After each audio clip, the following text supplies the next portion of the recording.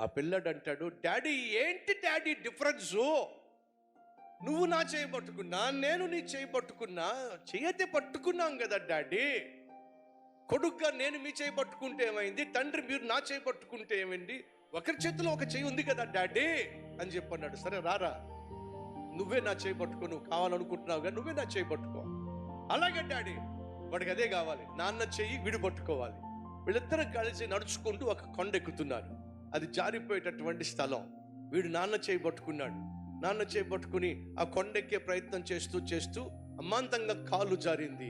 ఎవరు చేయి పట్టుకున్నారు? వీడు నాన్న చేయి పట్టుకున్నాడు. వీడి చేతిలో బలం లేక ఏం చేశాడు? నాన్న చేతిలోంచి చెయ్యి వదిలిపెట్టేశాడు. అమాంతంగా కింద పడ్డాడు. మోచెప్పలు కొట్టుకుపోయి ముందు పళ్ళు ఊడిపోయినాయి. ఎరా, నువ్వు నా చేయి పట్టుకుంటే బాగుండేదా, లేక నీ చేయి నేను పట్టుకుంటే బాగుండేదా? అర్థమైంది డాడీ. నువ్వే గనుక నా చేయి పట్టుకుంటే నా కాళ్ళు జారిన పడేవాడిని కాదు డాడీ. నేను నీ చేయి పట్టుకున్నాను కాబట్టే జారిపడ్డాను, ముతిపళ్ళు రాలిపోయినాయి. అర్థమైంది డాడీ. ఏమర్థమైందిరా?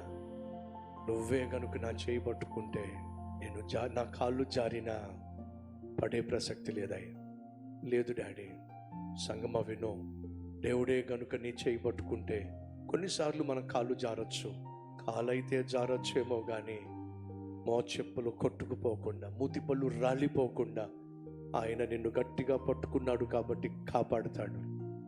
అలా కాకుండా నువ్వే ఆయన చేయి పట్టుకున్నట్లయితే, ఆయన చేయి నువ్వు పట్టుకున్నావు, అమాంతంగా కింద పడ్డావు. నువ్వు పట్టుకున్నావు కాబట్టి నీ చేతిలో శక్తి లేదు కాబట్టి కింద పడ్డావు, మోచెప్పులు కొట్టుకుపోయినాయి, మూతిపళ్ళు రాలిపోయినాయి.